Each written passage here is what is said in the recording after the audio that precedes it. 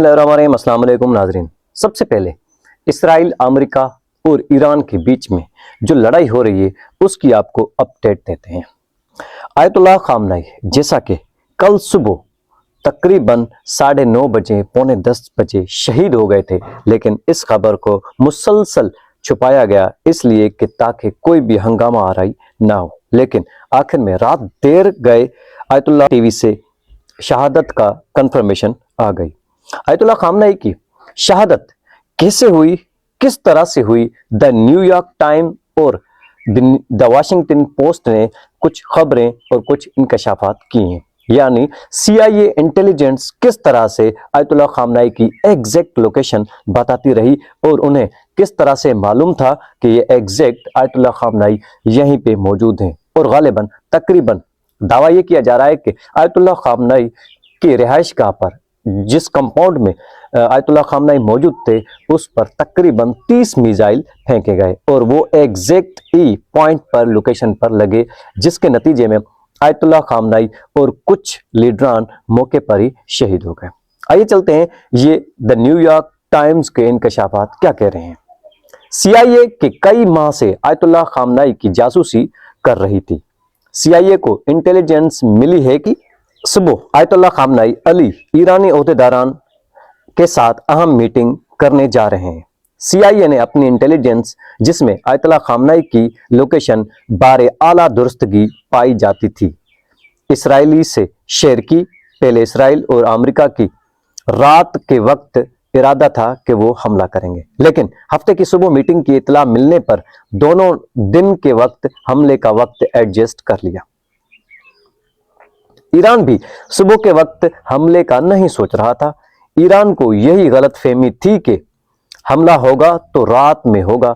Supreme leader Ayatollah Khamenei की सदारत में सुबह 9 बजे मोहम्मद पाकपूर, कमांडर इन चीफ पासदाराने इनकलाब, अजीज नासिर ज़ादा वजीर दिफा, admiral Ali Shamkhani सरबराह military council और सैयद मजीद मूसवी, कमांडर पासदाराने इनकलाब इस्लामी फिजाइया फोर्स, और मोहम्मद शिराजी, नायब इंटेलिजेंस जिसके वजीर थे, का इजलास तय था।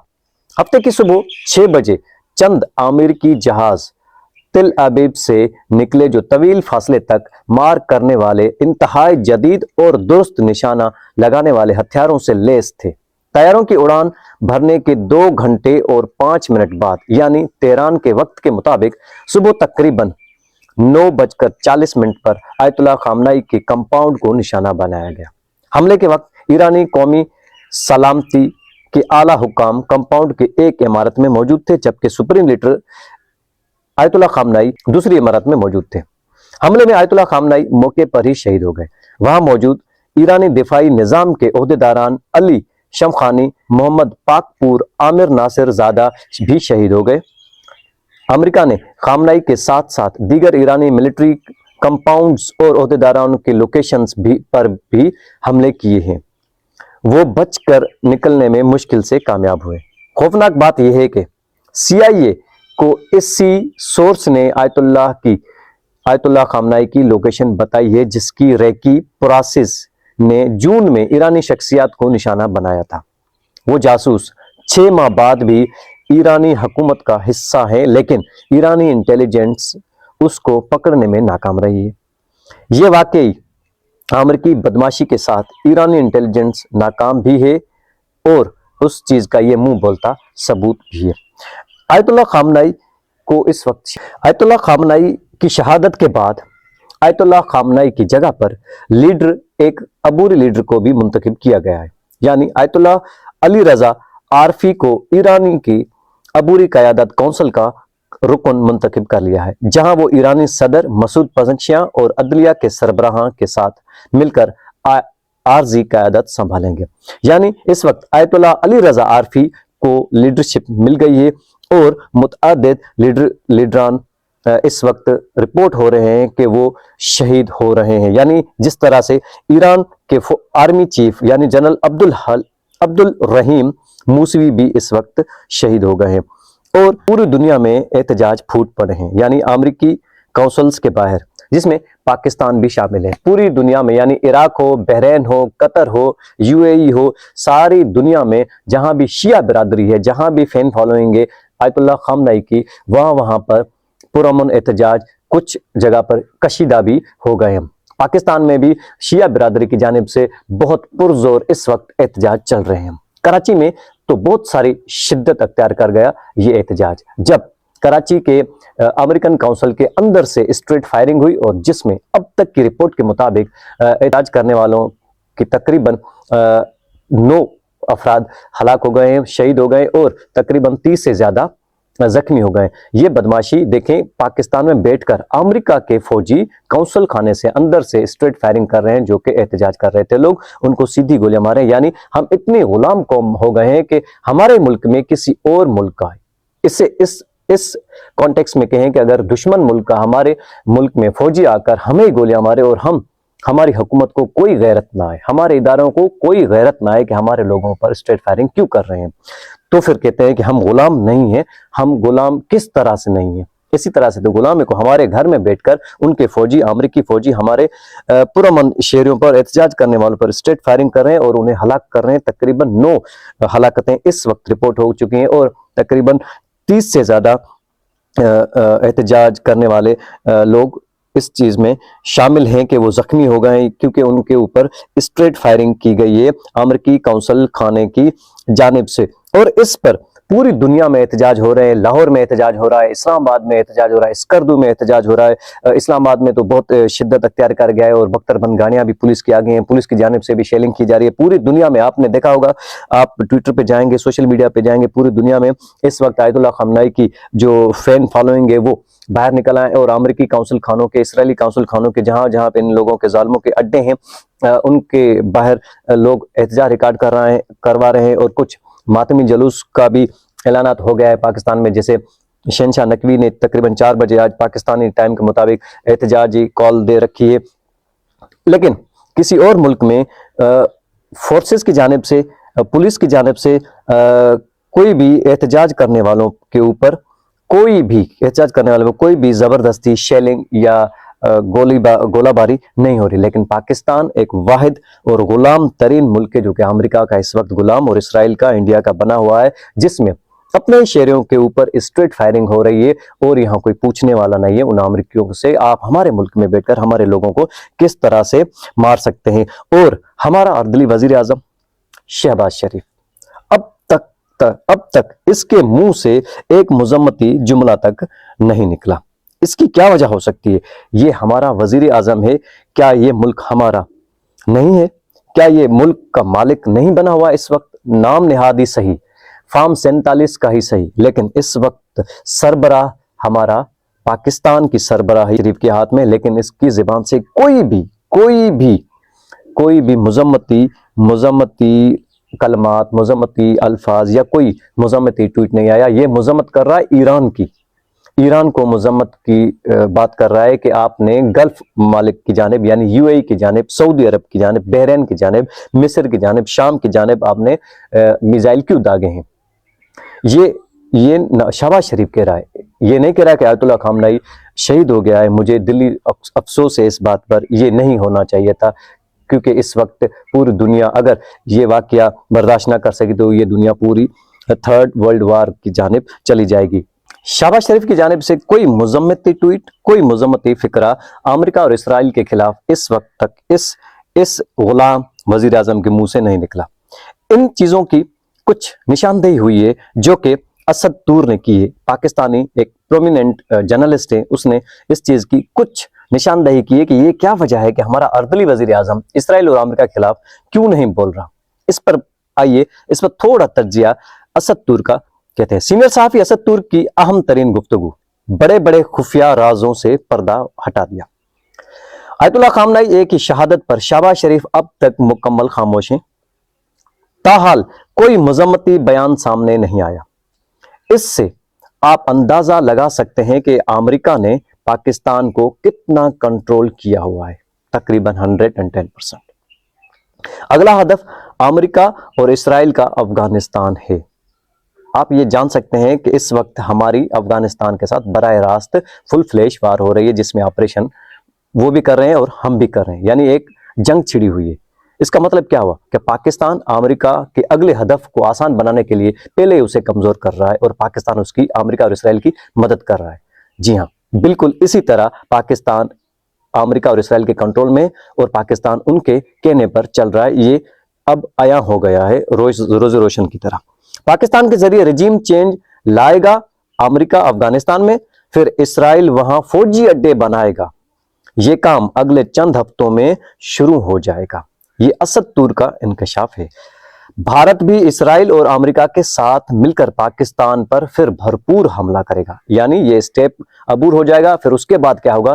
امریکہ، اسرائیل اور بھارت مل کر پاکستان کو نشانہ بنائیں گے۔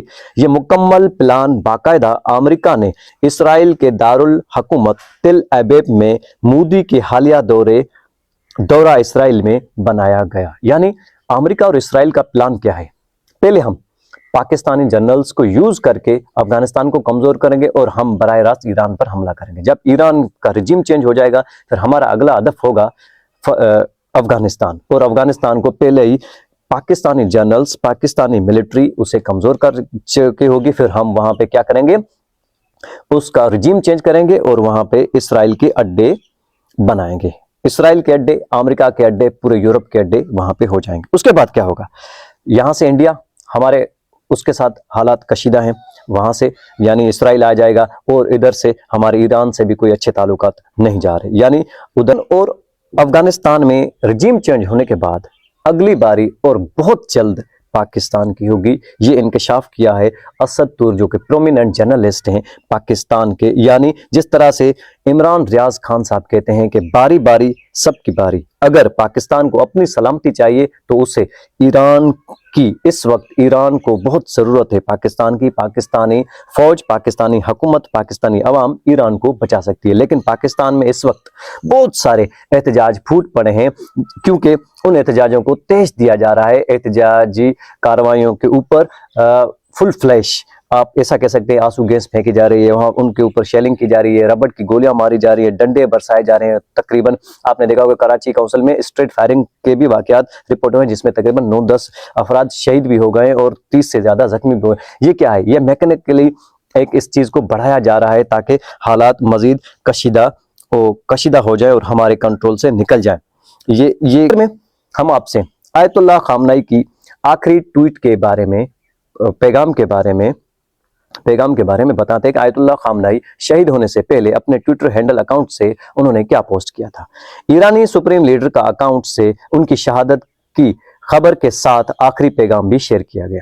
شیئر کیے گئے قرآنی آیات کا اردو ترجمہ یہ ہے: ایمان والوں میں سے ایسے مرد بھی ہیں جو اللہ سے کیے گئے عہد کے سچے ثابت ہوئے، ان میں سے بعض نے اپنا وعدہ پورا کر دیا، اپنی جانیں دے کر، اپنا مال دے کر، اور بعض ابھی انتظار میں ہیں اور انہوں نے تھوڑی سی بھی تبدیلی نہیں کی۔ یعنی اللہ تعالیٰ قرآن پاک میں فرما رہا ہے ان مومنوں کی تعریف کرتے ہوئے، ان مومنوں کا حوالہ دیتے ہوئے کہ بعض ایسے لوگ تھے جو کہ اللہ تعالیٰ سے ان لوگوں نے وعدہ کیا تھا ہم اپنی جان، مال، عزت، ہر چیز لٹا دیں گے اللہ اور اللہ کے رسول کے اوپر، اور وہ اپنے اس وعدے میں پورے اترے۔ اور کچھ ایسے بھی ہیں کہ وہ انتظار کر رہے ہیں، وقت آئے گا تو ہم اپنا بھی وعدہ پورا کر دیں گے، اور اللہ ان کی گواہی دے رہا ہے کہ وہ بالکل ہی سچے ہیں اور اپنے وعدے سے 1 انچ بھی پیچھے ہٹنے والے نہیں ہیں۔